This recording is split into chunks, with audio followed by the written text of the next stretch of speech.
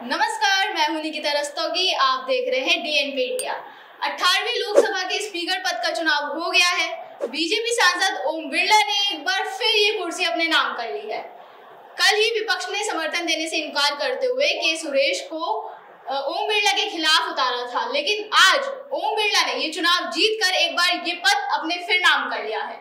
तो इसी विषय पर चर्चा करने के लिए आज हम एक बार फिर मौजूद हैं हमारे सहयोगी राहुल चौधरी के साथ। नमस्कार सर, जब विपक्ष को पता ही था कि सत्ता पक्ष के पास, एनडीए के पास बहुमत है, तो उन्होंने उम्मीदवार खड़ा ही क्यों किया? विपक्ष को ये पता था कि हमारे पास में बहुमत नहीं है और हम जो लोकसभा स्पीकर का चुनाव है उसको नहीं जीत सकते, लेकिन उसके बावजूद उन्होंने अपना उम्मीदवार बनाया और एक तरीके से ये दबाव बनाने की कोशिश की गई सरकार के ऊपर, ये दिखाने की कोशिश की गई कि देखिए हम मजबूती से इस बार आपके समक्ष हैं। यानी कि ऐसा नहीं है कि विपक्ष इस बार कमजोर है, विपक्ष मजबूत है। और ये इस तरह के संकेत देने की कोशिश की गई कि अब आपकी मनमानी नहीं चलेगी। पिछले कई दिनों से देखे ये देखा जा रहा था, ये तो तय था कि जो लोकसभा का स्पीकर बनेगा वो एनडीए खेमे से ही बनेगा, और ये भी तय था कि वो बीजेपी का ही बनेगा। जब चुनाव हुए, चुनाव खत्म होने के बाद इंडिया गठबंधन की तरफ से ये कहा गया कि देखिए सरकार बीजेपी बनाने नहीं जा रही है। चंद्रबाबू नायडू, नीतीश कुमार वो हमारे संपर्क में है, हमारे साथ में आएंगे, हमारे साथ मिलकर के वो सरकार बनाने में हमारा सहयोग करेंगे। तरह तरह की खबरें आई। फिर ये कहा गया कि देखिए ये हो तो गया है, लेकिन सरकार समर्थन तो उन्होंने दे दिया है, लेकिन जब मंत्रालय बांटने की बारी आएगी तो इतनी आसानी से बीजेपी इस बार उन मंत्रालयों को अपने पास में नहीं रख सकती जो उनके पास में पहली बार थे। कि दोनों ही नेता बार्गेनिंग करने वाले हैं, वो बार्गेनिंग करेंगे, चाहे वो चंद्रबाबू नायडू हो या फिर नीतीश कुमार हो। लेकिन क्या हुआ, जितने भी जो अहम मंत्रालय थे वो बीजेपी ने अपने पास में रखे। फिर ये कहा गया कि देखिए जब लोकसभा स्पीकर का चुनाव होगा तो इस तरह की तमाम खबरें चल करके सामने आ रही थी कि देखिए जो टीडीपी के चंद्रबाबू नायडू हैं वो लोकसभा स्पीकर का पद अपने पास में रखना चाहते हैं। लेकिन उस दावे का भी क्या हुआ, पीएम मोदी एक बार फिर से ये साफ संदेश देना चाहते हैं, और अभी तक का जो सिलसिला चल रहा है वो यही दर्शाता है कि पीएम मोदी ये दिखाना चाहते हैं कि देखिए भले ही ये एनडीए की सरकार हो, लेकिन चलेगी वैसे ही जैसे हम चाहेंगे। जबकि विपक्ष ये चाहता है कि भैया हमें भी वोट दिया है, भले ही हम सरकार ना बना पाए हो, लेकिन हमारी धाक है, हम ऐसे ही नहीं चुपचाप बैठेंगे। हम देखिए नेता प्रतिपक्ष भी बन गए हैं, राहुल गांधी। तो विपक्ष के दिमाग में ये बात है, कहीं ना कहीं वो उनके दिमाग से ये बात नहीं निकल रही है। उनको ऐसा ही लगता है कि हम मैंडेट में हैं, सरकार हमारी बननी चाहिए थी लेकिन नहीं बन पाई। यानी कि विपक्ष इतनी सीटें जीतने के बावजूद भी हार गया क्योंकि सरकार नहीं बना पाया, लेकिन वो हारने को तैयार नहीं है, हार मानने को तैयार नहीं है। बिल्कुल हार मानने को वो तैयार नहीं है। कहीं ना कहीं उन्होंने समर्थन देने से इसीलिए इनकार कर दिया था। उनकी डिमांड थी कि उन्हें डिप्टी स्पीकर का पद दे दिया जाए तो वो समर्थन दे देंगे। तो सत्ता पक्ष अगर दे देती डिप्टी स्पीकर का पद तो विपक्ष के पास डिप्टी स्पीकर का पद हो जाता और एनडीए के पास लोकसभा स्पीकर का।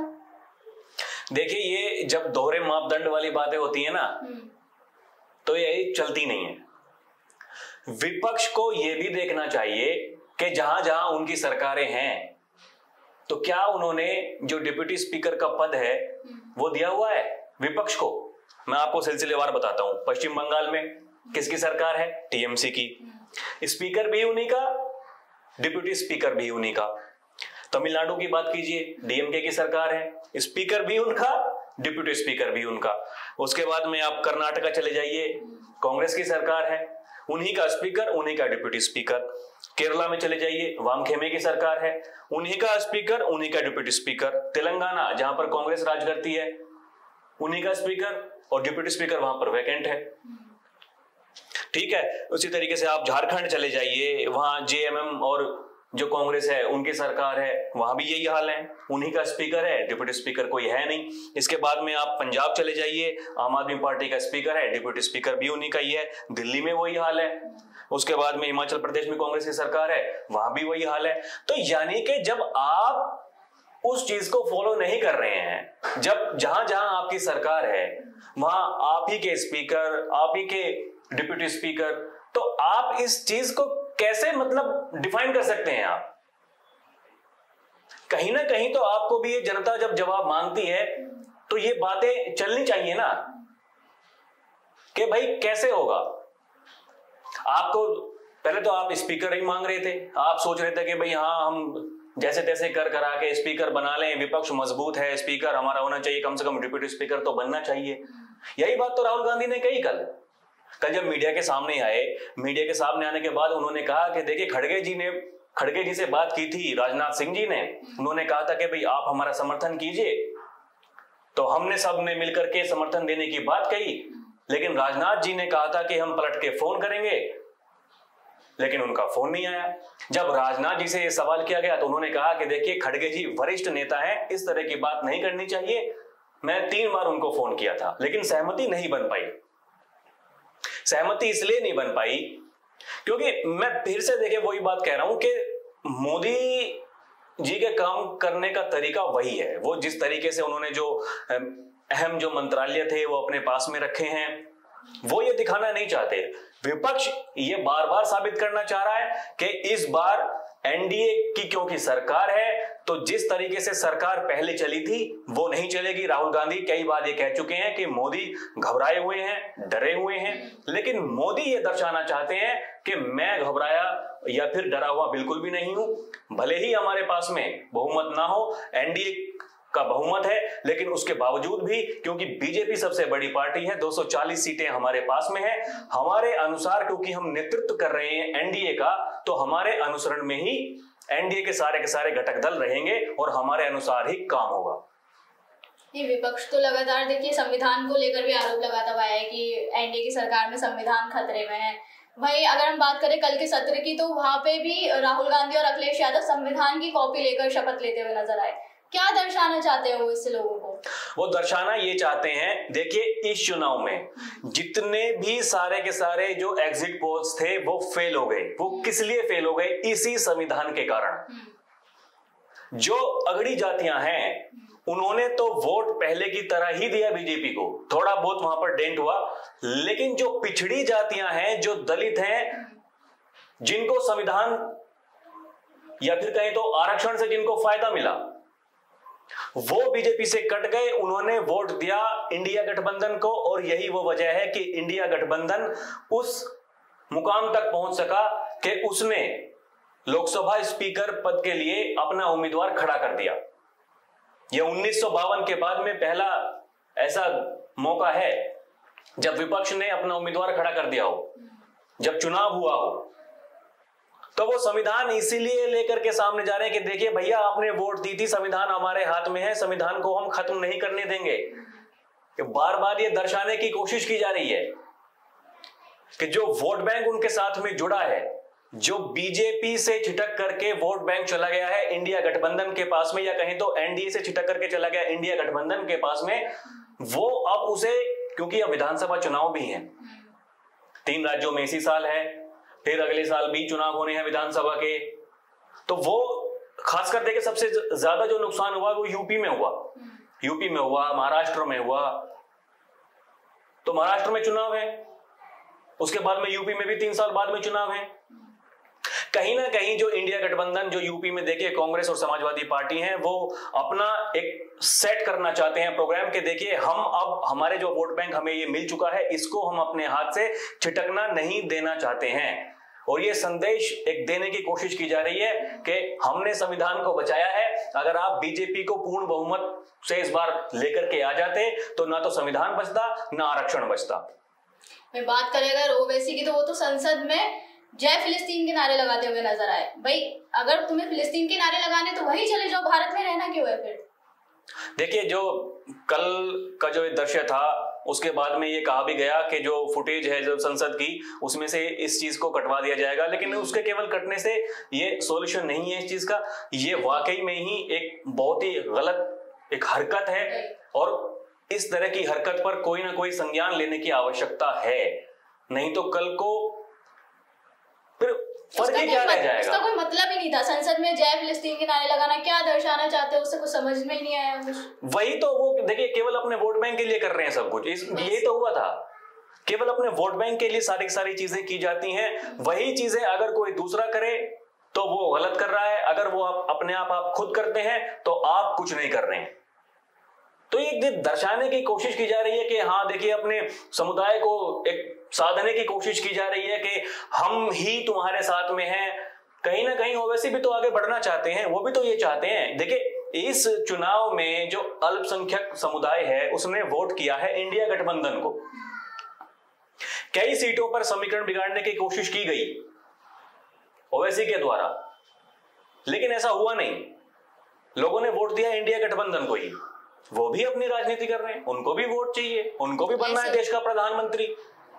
ऐसे वोट लेने ऐसे ही तो सोचते हैं कि वो इस तरह से करके वोट ले जाएंगे और वो आगे बढ़ जाएंगे, लेकिन अपनी अपनी राजनीति कर रहे हैं। ये एक निंदनीय हरकत है, इस पर वाकई में ही संज्ञान लेने की जरूरत है, एक्शन लेने की जरूरत है। देखिए आगे क्या होता है। जिस तरह से स्पीकर पद संभालते ओम बिरला ने इमरजेंसी का विरोध किया, उसकी निंदा करते हुए वो नजर आए, तो विपक्ष ने भी जमकर हंगामा करना शुरू कर दिया पहले ही दिन संसद में। तो मतलब क्या दर्शाना चाहते हैं कि वो इस बार और मजबूत बनकर निकल रहे हैं क्या वो? देखिए इमरजेंसी आपातकाल की याद तो जब ये सत्र शुरू होने वाला था उससे पहले ही जब प्रधानमंत्री नरेंद्र मोदी मीडिया को संबोधित कर रहे थे तो उन्होंने भी इसका जिक्र किया था। यही अपनी अपनी राजनीति है। जब विपक्ष संविधान की कॉपी लेकर के, विपक्ष के जो बड़े नेता हैं वो अपने साथ में घूम सकते हैं, शपथ ले सकते हैं, तो क्यों ना आपको याद दिलाई जाए आप संविधान की रक्षा कर रहे हैं ना। तो वही तो वो दर्शाना चाहते हैं कि जिस पार्टी ने संविधान को खत्म करने की कोशिश की, जिस संविधान ने जिसको कि भीम साहब बाबा अंबेडकर जी ने बनाया, उसी संविधान के जरिए जो फायदा मिला पिछड़ों को, दलितों को, जिन्होंने वोट दिया इंडिया गठबंधन को, तो बीजेपी ये दर्शाने की कोशिश कर रही है कि देखिए आप उनको वोट दे रहे हैं लेकिन आप उनकी भी तो सोचिए, उन्होंने क्या किया था अपने समय में। आपातकाल जब लगाया गया, विपक्ष के सारे नेताओं को रातों रात जेल में डाल दिया गया, सारे पत्रकारों को जेल में डाल दिया गया, अपने हिसाब से अपनी चीजें करवाई। क्या क्या नहीं करवाया आपने? संविधान के प्रेम्बल तक को बदल दिया गया था उस टाइम। क्या क्या नहीं करवाया आपने? तो आपकी भी तो कहानी बताई जाएगी ना लोगों को कि भैया आपने क्या किया था। ठीक है, अब आप संविधान की लड़ाई लड़ रहे हैं, आप कह रहे हैं कि देश में अघोषित आपातकाल है, लेकिन ऐसा नहीं होता है। पिछली बार भी देखिए ये जो बात कही जा रही है कि निष्कासन किया गया ओम बिरला के द्वारा संसद में, उसके बाद में कई बिल पास करा लिए गए, तो लेकिन किस तरीके से जो विपक्ष ने हंगामा किया था वो याद करना चाहिए। स्पीकर की जिम्मेदारियां उसके पास में बड़ी होती हैं और मैं आपको बता दूं कि स्पीकर के पास में शक्तियां भी बहुत सारी होती हैं।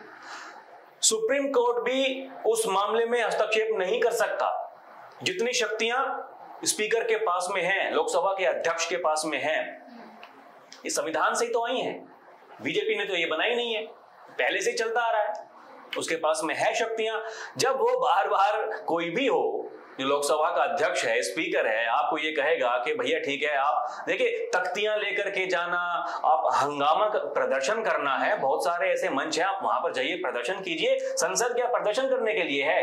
मतलब मेरा भी मानना यही कहीं ना कहीं कि हंगामा करने से कुछ नहीं मिलने वाला है। आपको भी अपनी बात रखने का मौका दिया जाता है, तो उस टाइम आपको अपनी बात रखिए। हंगामा तो एनडीए वालों ने भी किया आज, लेकिन फर्क ये है कि उन्होंने संसद के अंदर नहीं किया, उन्होंने बाहर में जाकर के किया। और मीडिया में रहने के लिए ये हर कोई करता है।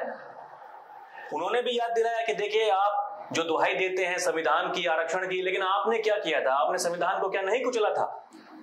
तो यही बात बताने की कोशिश की जा रही है। समझने का फर्क है कि कौन किसको किस तरीके से समझता है, और यही सारा का सारा खेल है।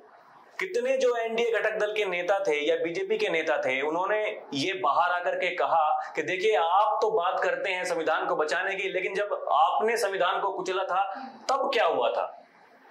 और उसी संविधान की कॉपी आप लेकर के घूम रहे हैं, शपथ ले रहे हैं उसको लेकर के साथ में। तो ये सब दर्शकों, ये राजनीति जो है वो चलती रहेगी। ये कहीं ना कहीं ये मुझे ऐसा लगता है कि इस बार विपक्ष मजबूत होना, विपक्ष का भी, ये देखिए अच्छी बात है, विपक्ष का मजबूत होना बहुत जरूरी है, लेकिन जो आम सहमति है, जिस तरीके से बार बार जो बात कही जा रही है, अगर एनडीए का ही उम्मीदवार चुनना था और ये तय था तो अपना उम्मीदवार उतारने की क्या जरूरत थी?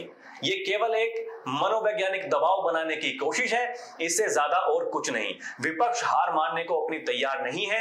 उनका ऐसा मानना है कि देखिए हम ही हैं और लोगों ने हमें चुना है, इसलिए हम भले ही सरकार में ना रहें लेकिन हम आवाज हमारी बुलंद रहेगी। आवाज बुलंद करना अच्छी बात है, लेकिन कहीं ना कहीं सरकार के साथ में कॉम्प्रोमाइज करना भी चाहिए और ये भी लोकतंत्र के लिए जरूरी है। जहां विरोध करने की बात है वहां आप विरोध कीजिए, लेकिन जहां पर सरकार के साथ में साथ चलने की, जब देश के विकास की जरूरत हो, जब आप विकसित भारत के संकल्प को लेकर के आगे बढ़ रहे हो, तो आपको जरूरी है कि आप कम से कम मूल मुद्दे उठाइए, लेकिन कहीं ना कहीं सरकार का साथ देना भी आपको जरूरी है। बहरहाल अभी के लिए इतना ही। आप देखते रहें डीएनपी इंडिया। फिर से आपके साथ मौजूद होंगे किसी और खबर के साथ। नमस्कार।